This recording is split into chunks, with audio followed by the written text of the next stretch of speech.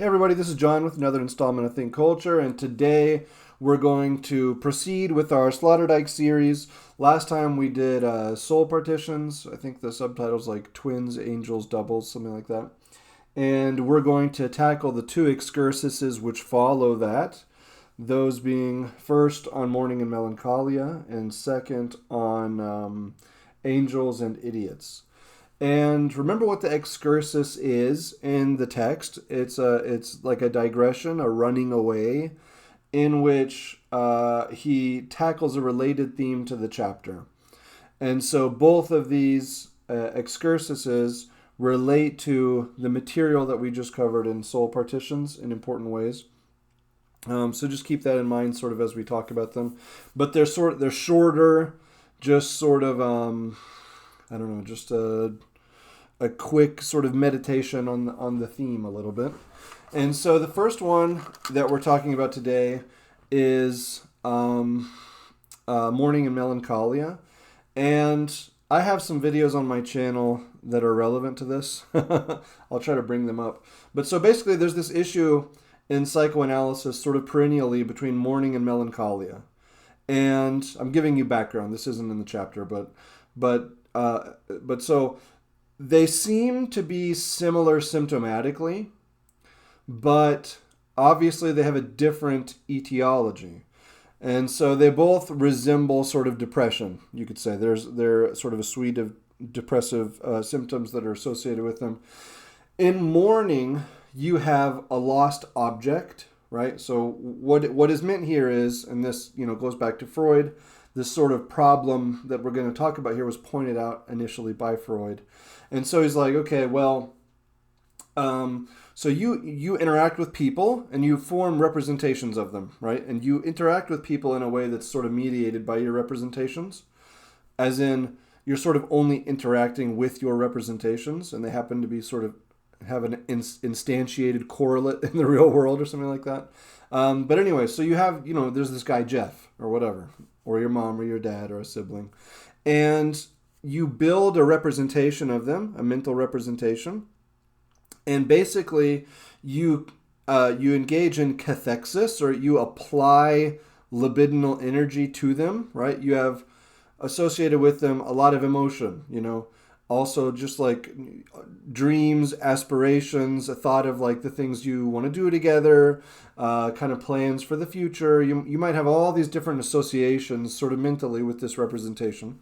They die, and so then you go through a process of mourning, which is the decathexis of the representation, right? So basically they die, and then in the process of reality testing, you're constantly running into the problem that they don't exist, right? So I had these dreams, I'm thinking about the dreams, oh, Jeff's dead, or whatever, and so that provokes anxiety, right? So in a million different ways, this is sort of happening. The reality testing is showing you that there's a problem with your representation, right? Your representation is filled with material that no longer functions in the real world. And so you start peeling all of that stuff off of your representation. You're decathecting, you're freeing up all of the energy, all of these emotions, and they have sort of nowhere to go. Eventually, over time, this obviously mourning is like healthy. This is a natural thing that happens over time. That energy gets transferred onto other things, right? In the process, when all of this energy is just sort of freed up, bouncing around in you, it's stressful. It causes, restlessness and anxiety and, feelings of loss and guilt and whatever. Some of this might even be aggressively redirected at yourself, or aggression pointed at the object, right? The mental representation. But it goes away. And sort of this makes sense. That's the process of mourning psychodynamically in Freud. And so melancholia looks very similar, but no one has died. Right? So a patient presents with sort of the same symptoms. Maybe they've been going on much longer, right? So mourning resolves itself basically, in cases. Melancholia just depression does not, major depression or something. So you could be, a patient presents and they've been having these symptoms for a very long time, or maybe not, and maybe, but they look similar, right? They've got sort of the same suite of symptoms, but you determine no one has died, no one died recently, they're not dealing with the loss of a person or anything. And so this raises the question of what's going on, right? They seem to still be immersed in this process of the decathexis of an object. But it's an object that doesn't exist, that never existed, right? And so Freud is like, what's going on here exactly? Like, what was lost, right? And so Freud's answer to this question winds up being something like, well, it was, what's lost was more ideal, right? It was like a fantasy, a dream, a hope, a scenario, plans for yourself in the future, something like that. Something that's more in this sort of the realm of the ideal. So what's lost is, he thinks, therefore, closer to the ego, and there's more identification with the ego. And so, like, aggression that would be directed at the object gets directed at the ego.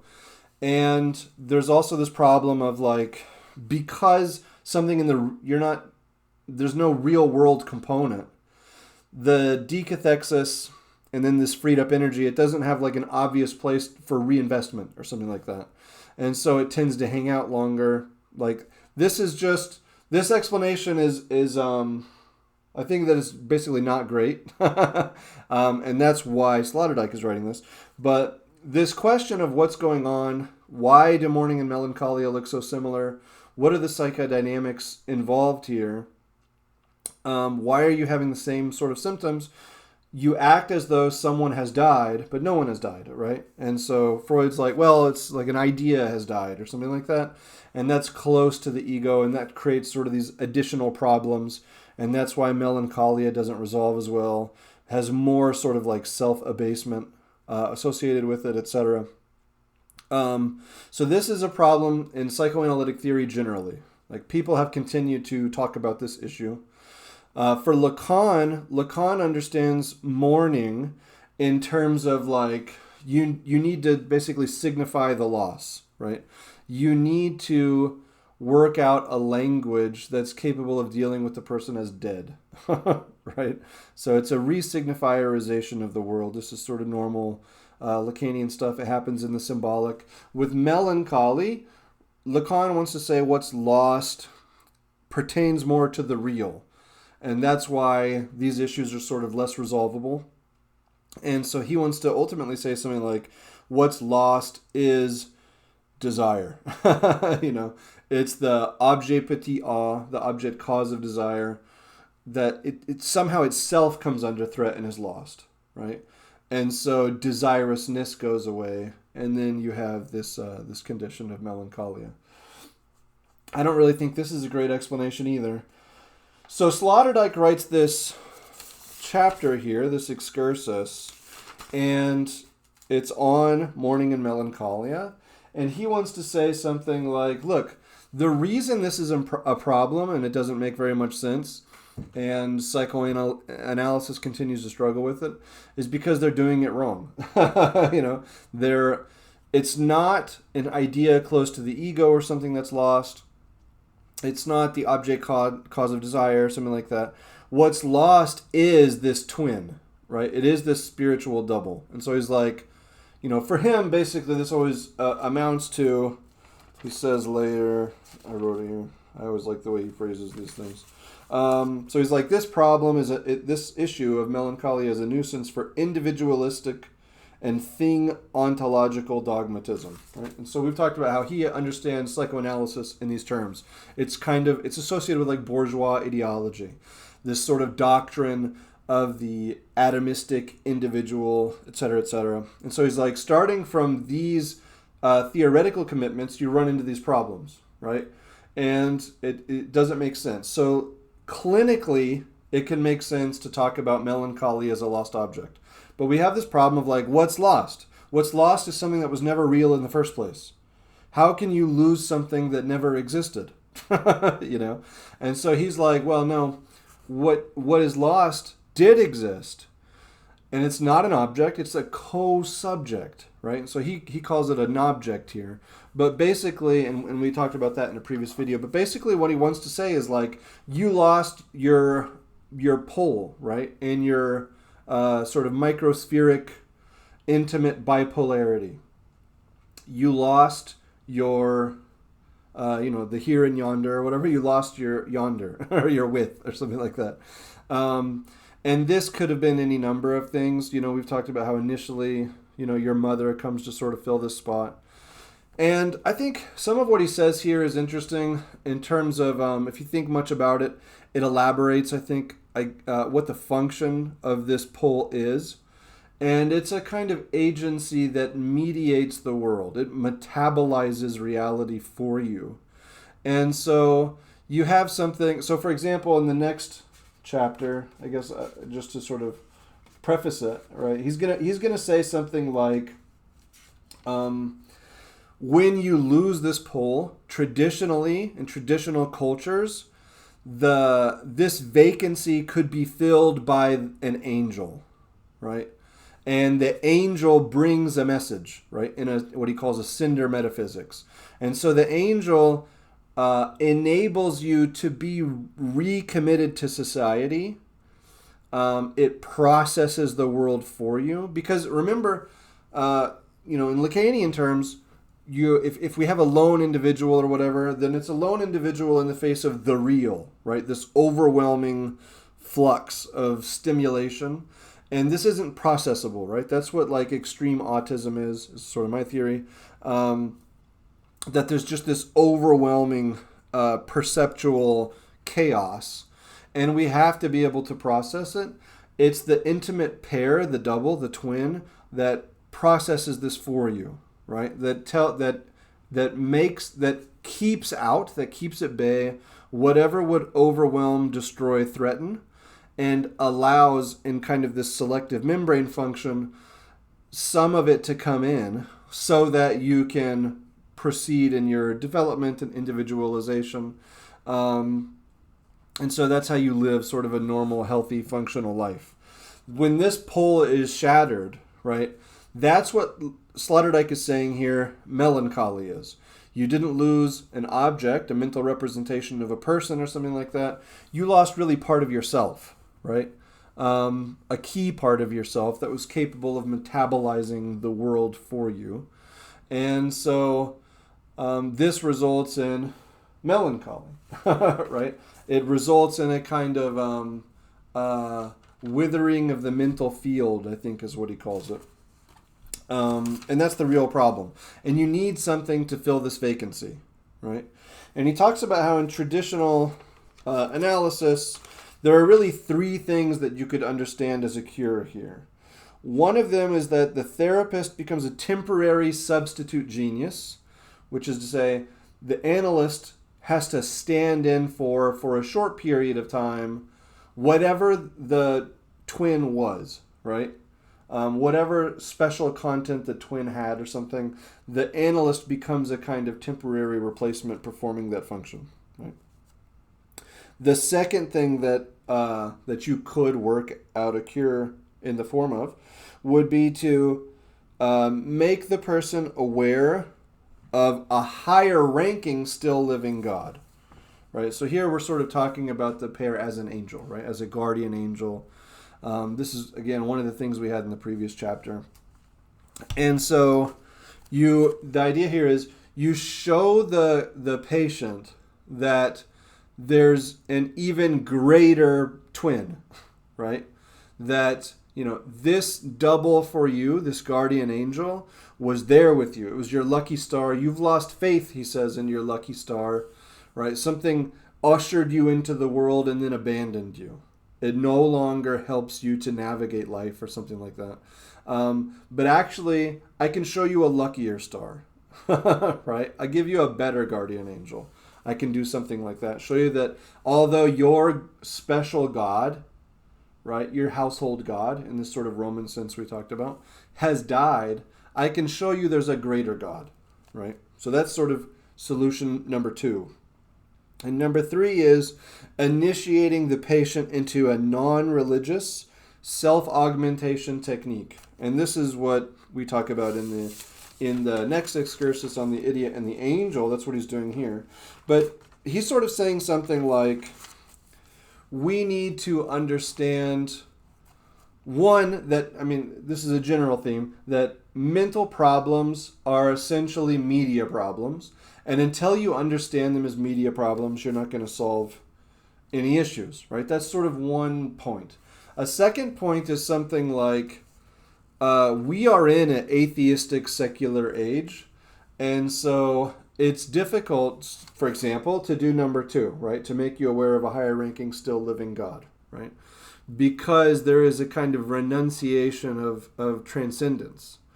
And so if you're offering a greater transcendence, it's sort of a priori not workable as a cure, right? I actually have experiences like when I was in high school, I was made to see a therapist a couple times, and the therapist said something like, she said, like, do you believe in God? And I was like, no. And she said something like, well, we find people are healthier mentally if they believe in a God. And I was just like, okay, okay, I guess I believe now. Like, I don't know what you want me to do, you know. And that's sort of the condition that we're in, just as a society, according to Sloterdijk, right? And so, how are we gonna work an actual cure? He thinks it's going to be via number 3, right? He talks about how Freud and psychoanalysis have traditionally, like, there's this kind of mythological religious dimension to what they're doing, and they want to reject that. They disavow this kind of origin of their thinking, right? This kind of a dimension of it, and they want to present it as neutral, scientific, objective rationality, whatever, but it's sort of doing the same stuff. But they want to do that because we're in this atheistic age, right? We need to have sort of secular solutions because people don't believe in God anymore. We live in the era in which God is dead, right? And so we need something else. And, you know, we've talked about stuff like this before. Actually, a lot of this reminds me of Philip Reef. And I have 1, maybe 2 videos on Philip Reef. So he talks about stuff like therapy as being the secular equivalent and analog to confession, right? And so it's like, again, moving into this kind of secular atheistic world. It turns out to be the case that confession, and previously this function was performed by shamans and stuff like that, that they had a real important role in terms of what Reef calls commitment therapy. And so, like here, for example, Sloterdijk is going to say that melancholia used to be the situation of the exile, right? The banished, the lost and homeless, or whatever. And, you know, the idea here is something like, well, there's this sort of cultural daimon, spirit or something, that belongs to them, that's part of their subjectivity at the most fundamental level. It's part of this bipolarity. And when they're taken away from the world, when they're banished, when they're exiled or whatever, this sort of cultural genie is dead, and so they're melancholic or whatever. But anyway, this could happen to anybody. And so the function of the shaman used to be something like, I'm going to, things have unraveled for you, but I'm going to sort of re-ensorcel you into a web of meaning, right? I'm going to save you from nihilism by recommitting you to the cultural gods, right? And I've got to figure out how to work my shamanic magic or whatever in such a way so as to convince you again that you're engaged in a project that has meaning, that makes sense, right? And so he calls this like commitment therapy. And it turns out that stuff like the shamans or stuff like confession had a significant role in enacting a kind of commitment therapy, and that people need to be committed, and that people who don't feel committed, again, are melancholic, right? So again, this is sort of Reef. I think he's doing what Reef is doing here in some ways.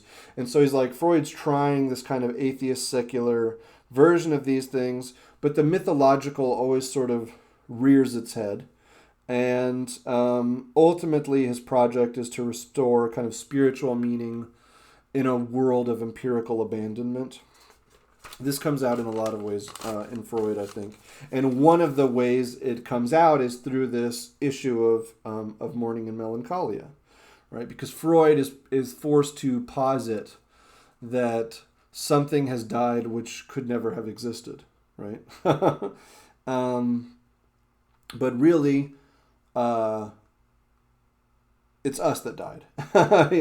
It's part of us, right?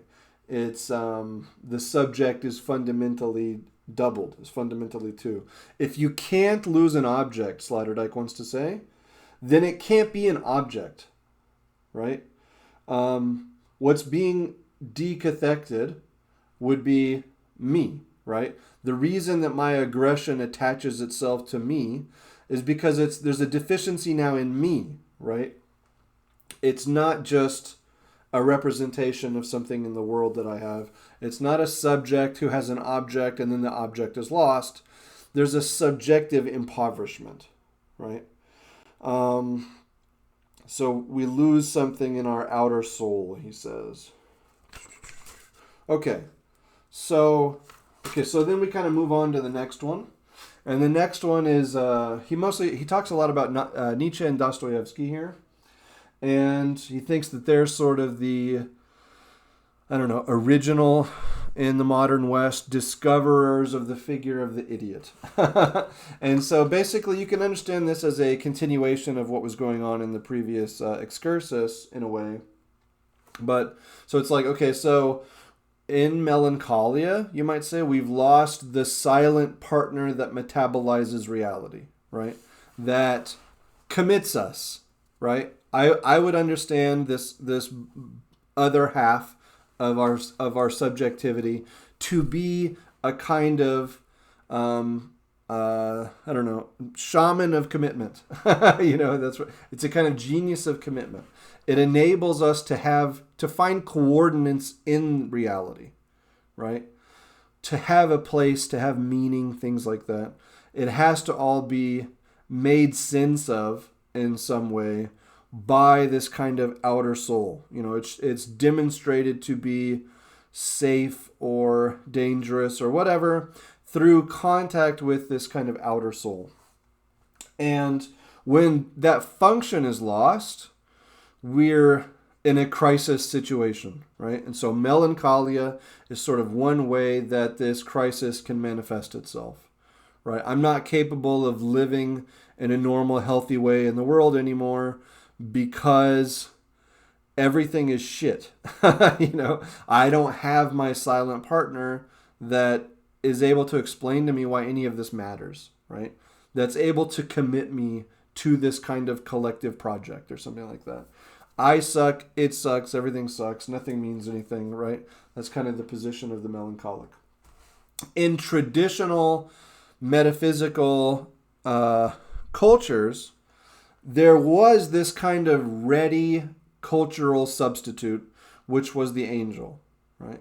And so if you were in a crisis situation, the angel could come to you with the message of belonging, with the message of the intelligibility of your suffering. It could fill this role. It could temporarily stand in for your lost, intimate, object, or whatever you want to call it. And so he wants to say, however, again, now we live in the era of the death of God. The angel can no longer function, right? The angel can no longer be a substitute. It can no longer help us to recommit, anything like that. And so, because we've given up on transcendence. We don't believe in transcendence. There's not going to be a transcendent meaning to our suffering or something like that. It doesn't work that way anymore. We've given up. And so he's like, what do we have now? And he posits that now what can be a replacement is the idiot. And he understands the idiot. If you remember the chapter we read on interfaciality, we talked about the face of Buddha and the face of Christ as like a pure openness, right? And in Dostoevsky's Idiot, we are to understand that the idiot has a kind of Christological dimension or something like that. And so that's what he's thinking here. The idiot is just this sort of like mute presence. It's just raw, stupid, simple being there that can fill this role, and it's pure openness. Anybody can, to use our previous language, resonate with it, right? They can, it's like you can't interact with the world unless you're in this kind of resonant bipolarity. And you can have an idiot stand in so that you can continue to engage in this resonant bipolarity. And he seems here to mostly think of it like we said as far as the number 3 cure, right? Initiating patient into non-religious self-augmentation techniques. Elsewhere, he talks about auto-transcendence. And I think basically that's the way he thinks about the idiot. The idiot allows us, in resonance with sort of an empty signifier, to engage in auto-transcendence. The example that he uses in this chapter a lot is Andy Warhol with the tape recorder, where Andy Warhol had said something like, well, anytime I have a problem, I record it. I pull out my tape recorder and I talk about it and record it. And then as soon as it's recorded, it's not a problem anymore, right? Because it's content, you could say, right? Maybe I could understand like my webcam right now as an idiot, right? The idiot enables me to process reality by through commitment to auto-transcendence, right? I'm engaged. I've sort of mirrored myself. You know, there's a kind of like emptiness that allows me to mirror myself in auto-transcendence. He seems to be more positive about this than me. But yeah, his point is like there are even certain people who are just this sort of pure openness that you could project anything onto. That people find all sorts of things in this person that's not there. And it's because he allows them to sort of self-resonate in just a kind of pure openness. Anybody can bind with him in a bipolarity, right? And so that's sort of the idea of the idiot. And he understands, he talks about this in terms of like the Savior and salvation. He talks about cinder metaphysics. And he's like, we live in an era of message saturation, right? Constantly people are telling us, and this is much more true today than Sloterdijk, than it was when he talked about this, right?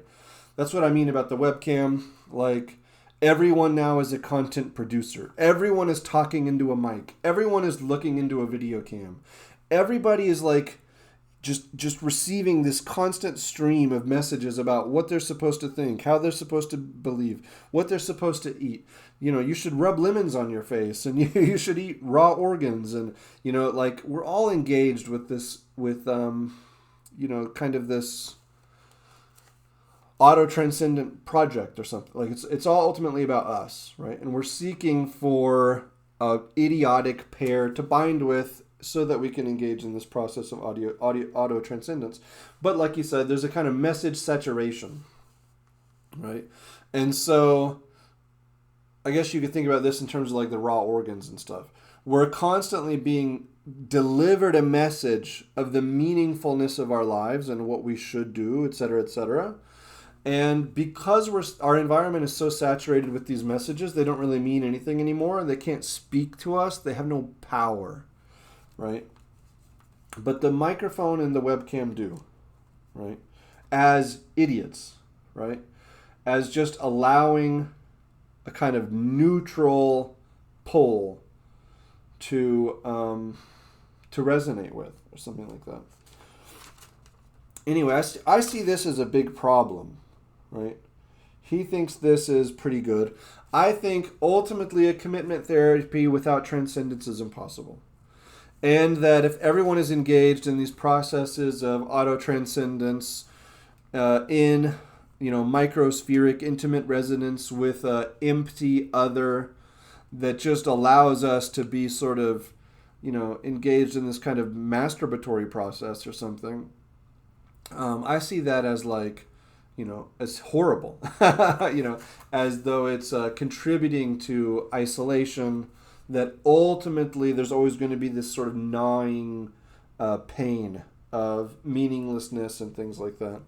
And I think that, especially based on what happens elsewhere in the book, Sloterdijk would agree. I think that he would just say something like, okay, I agree, but look, we've given up on transcendence. This isn't possible anymore. What now can stand in for this function to avoid just utter collapse? Just an absolute catastrophe. And the figure of the idiot is the only thing that can provide this role. I think that he would say something like that, although he doesn't have any of that negativity here in this chapter, or in this excursus. Is there anything else I want to talk about here?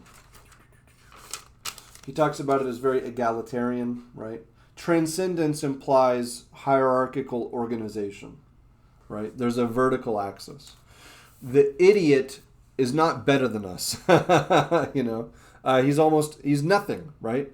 In the idiot, there are scenes in which it says like people act like there's nobody in the room or whatever when he's there, and it's because he's like just inert. He's just like pure sort of floating neutral matter or something, and yet just by being there, just by being part of these narratives in different people's lives and things like that, the drama is able to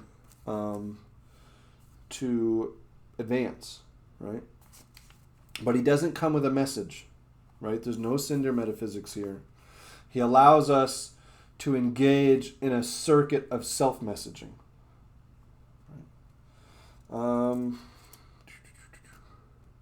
He says here that idiot placentalizes himself. I like that phrase.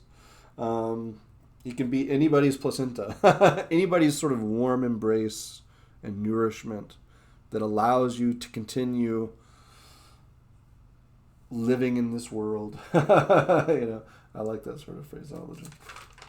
But anyway, so that's the two excursuses. I think they're sort of interesting. They provide more to think about. There was another thing I wanted to say about Reef here, because I detected sort of a lot of Reef, and I like Reef. And I've got 2 videos on him. I also have a video on Lacan. The Glenn Greenwald one is a good sort of primer on Lacan if you're interested in that. I would like to do a video on Freud or something. But anyway, that's the 2 excursuses. I hope you enjoyed it. We will continue over time to move through this just trilogy. Is that what I called it? I guess. And we will eventually finish it. Anyway, don't simply react, but think culture.